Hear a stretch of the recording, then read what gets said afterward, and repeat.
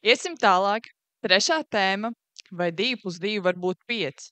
Apstiprinošā komanda būs skolēni un noliedzošā politiķi. Šī droši vien nebūs no tām nopietni uztveramajām debašu tēmām, bet jebkurā gadījumā sveiciens klātesošajām matemātikas skolotājiem. Turpmākajās 4 minūtēs mēģināšu pierādīt, ka 2+2 varētu būt 5. Vispirms jāsaprot, no kurienes nāk šis apgalvojums, ka 2+2 ir 4. Te ir 2 iespējamie varianti, un abos gadījumos ir liels nepatikšanas. Pirmais variants, ka matemātika nāk tikai no dabas, un cilvēks to ir uzlicis uz papīra. Un otrais gadījums, ka matemātika ir tikai cilvēku prātos. Un tagad grūti saprast, kas ir sliktāk.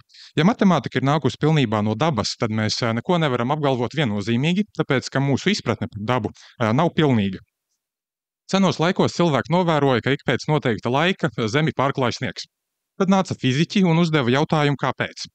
Šobrīd mūsdienās mēs ar samērā pamatotu pārliecību varam teikt, ka mēs saprotam to, kāpēc gadu Zemi pārklāj sniegs. Bet varbūt tas ir tikai tāpēc, ka nav nācis kāds jauns fiziķis un uzdevis jautājumu, kāpēc vēlreiz.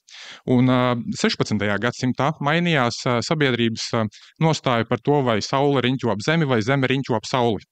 Un, protams, tas bija pasen, bet arī mūsdienās. Kvantu fizikas atklājumi liek vēlreiz pārskatīt to, ko mēs it kā jau sen zinājām no Ņūtona fizikas pasaules. Kā Sokrāts ir teicis, mēs zinām tikai to, ka neko nezinām. Un nākamā problēma ir cilvēku prātos.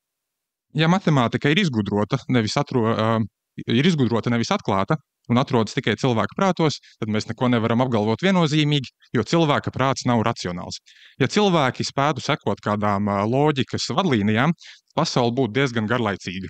Tā skaitā politika, visi sekotu likumiem, un viss būtu diezgan neinteresanti, jo cilvēki uzvestos tā, kā vienmēr ir konkrētajā situācijā pareizi. Ja mūsu smadzenes paklūp uz tādām vienkāršām optiskām ilūzijām, tad vai tiešām mēs varam sev uzticēties par tādiem svarīgiem apgalvojumiem kā matemātika, kas ir mūsu cilvēces pašos pamatos? Tā vietā, lai mēs spētu izprast matemātiku, mēs sekojam tam, kas ir mums apkārt. Te arī rodas problēma, ka cilvēku ikdienas dzīvēs matemātika neizskatās zinātniski. 20. gadsimtā tika izdota grāmata Principia matemātika, kurai vajadzēja 380 lapas, lai pierādītu to, ka 1+1 ir 2. Un noteikti, ka mūsu ikdienas dzīvēs mēs par šo matemātisko darbību nedomājam tā, kā to darīja zinātnieki rakstot šo grāmatu.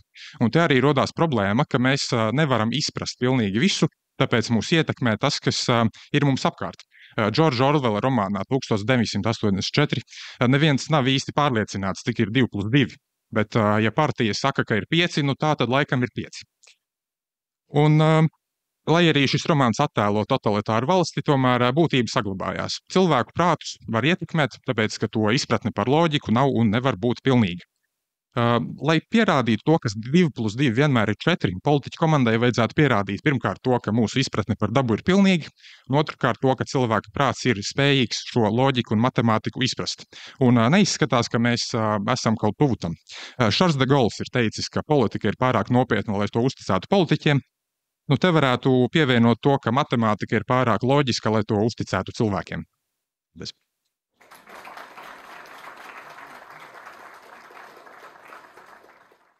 Turpināsim ar noliedzošās komandas runu.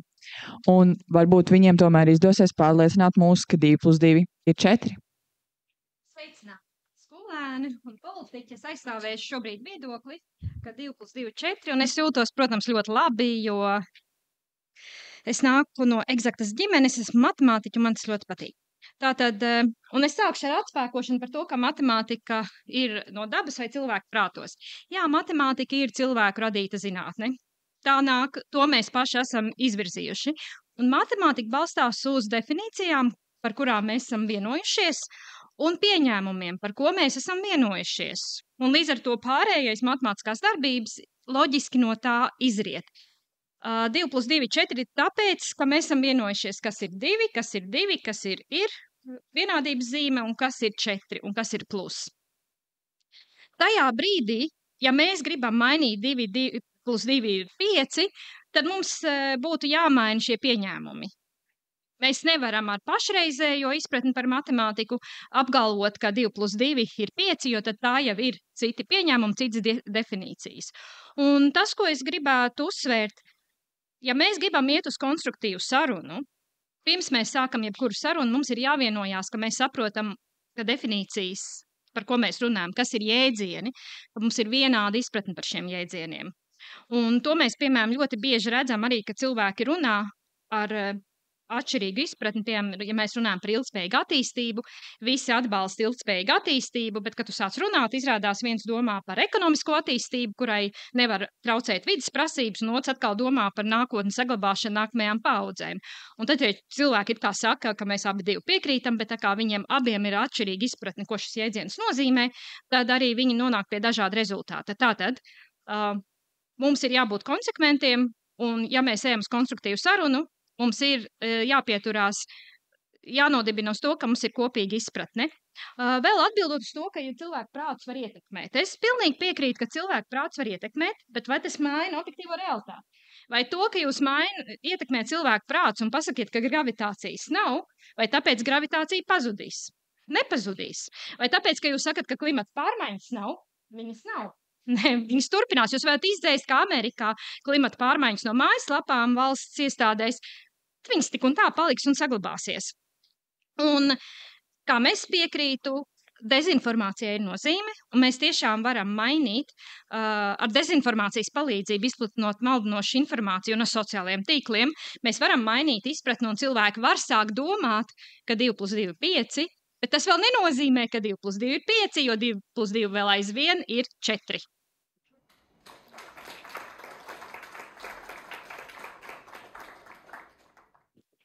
Turpināsim apstiprinošās komandas runu. Cienījamie klausītāji, vēlreiz stājos jūsu priekšā, un šoreiz es pārstāvēšu propozīcijas komandu ar rezolūciju 2+2 var būt 5. No sākuma pievērsīšos oponentu teiktiem un atspēkošu to. Oponenti pieminēja, ka jēdzieniem jābūt vienādiem, kad mēs diskutējam par šādām tēmām, bet tie ir subjektīvi. Kā paši viņi minēja, katrs interpretē šos jēdzienus citādāk. Cik vairākas reizes mums debašu turnīros ir izveidojušās diskusijas par pašu jēdzienu definīcijām. Tā arī var to pielietot arī pie matemātikas. Kā arī jūs pieminējāt, ka cilvēku prātus var ietekmēt, ka jūs piekrītat, bet tas neizmaina objektīvo realitāti. Arī objektīva realitāte ir cilvēku konstruēta. Tā ir kā objektīva realitāte mūsu izpratnē ir tas, kā mēs to esam izdomājuši, pie kā es arī pievērsīšos mūsu argumentos. Mēs varam izsekot matemātikas izcelsmē aptuveni 18,000 gadu pirms mūsu ēras, laikā, kad tapa pirmie matemātiskie principi un likumi, ar kuriem mēs mūsdienās vēl joprojām cenšamies interpretēt un strukturēt mūsu realitāti. Tajā laikā mūsu izpratne par apkārtējo pasauli bija ievērojamāk ierobežotāka, pat šauredzīgāka. Šis vēsturiskais konteksts liek apšaubīt, vai mūsdienu matemātikas attīstība var pilnībā balstīties uz tik senu, pat aizvēsturisku pieņēmumu pamata. Cilvēces vēsture ir pilna ar piemēriem, kad nepietiekama apstākļu izvērtēšana ir novedusi gan pie milzīgām, gan mazākām kļūdām un nepatikšanām. Piemēram, senajā Trojas kaujā leģenda par koka zirga ievešanu. Stratēģisks, bet maldinošs triks, kas spēja izmainīt kara gaitu un likteņus, ko cilvēku racionālā domāšana nenovērsa, pamatojoties uz primitīviem pieņēmumiem par nodevību un drošību. Ja pat reālos vēstures notikumos loģikas un apstākļu pilnīgas izpratnes trūkuma dēļ var rasties situācijas, kuras rezultāts neatbilst sākotnēji pieņemtajiem loģikas likumiem, tad kāpēc mums būtu jāuzticas matemātikas pamatprincipiem kā nemainīgiem un absolūti patiesiem? Ja mūsu vēsturiskie pieņēmumi un novērojumi var būt maldinoši un kļūdaini, kā tas skaidro koka zirga stratēģisko ietekmi Trojā, tad var izraisīt domu, pat tādi aklām acīm saprotami matemātiskie paradoksi, kā 2+2 ir 5, var būt iespējamība. Jāņem arī vērā, ka tie paši asie prāti, kas aizsāka matemātikas pamatus, ir tie paši, kas ticēja absurdiem pieņēmumiem par mūsu pasauli. Kā piemēram, Klaudijs Ptolemejs, sengrieķu valodā rakstošs 2. gadsimta astronoms un matemātiķis. Viens no ievērojamākajiem viņa darbiem ir viņa enciklopēdiskās astronomijas datu apkopojums ar nosaukumu Almagest. Tajā ir apkopotas sengrieķu zināšanas astronomijā un klasificētas vairāk nekā 1000 zvaigznes. Ptolemejs atbalstīja ģeocentrisma ideju. Tas ir, ka visuma centrā atrodas Zeme, un pārējie debes ķermeņi riņķo ap to. Šajā jautājumā viņš izstrādāja tā saukto Ptolemeja sistēmu. Tā bija oficiālā dogma rietumu zinātnē līdz pat 19. gadsimtam. Nieka 200 gadus atpakaļ mēs apgāzām šo teoriju, kas liek aizdomāties, kādām vēl muļķībām mēs ticam. Paldies jums liels!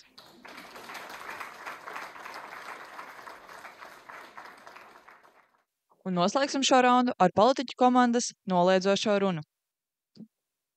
Jā, sveicināts ēsīs, un es tiešām klausos jauniešu šos argumentus, apšaubījumu, ka 2 + 2 ir 4. Man nāk prātā Winston Churchill šis teiciens, kad ja jauns cilvēks nav liberāls, tas nozīmē, ka viņam nav sirds, bet ja gadiem ejot, viņš nekļūst konservatīvs, tas nozīmē, ka viņam nav prāta.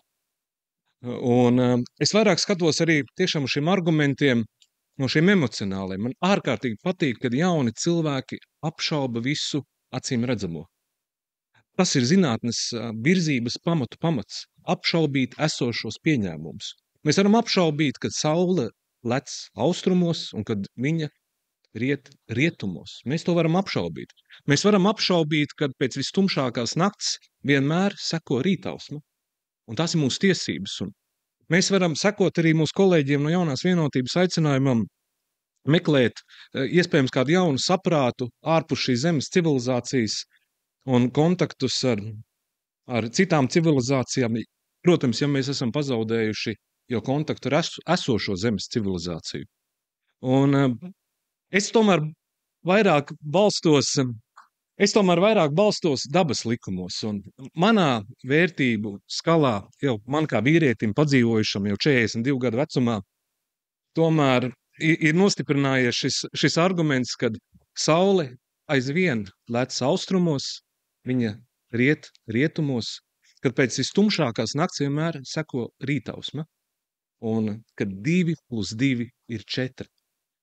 Bet es tiešām novēlu jums meklēt tos jaunus argumentus un jaunus faktus un apšaubīt visu acīm redzamo, un iespējams tas izdosies, bet šodien noteikti pēc šīs dienas šī saule šodien rietēs, iestāsies nakts, un rītdien no rīta atkal sekos rīts un rītausma.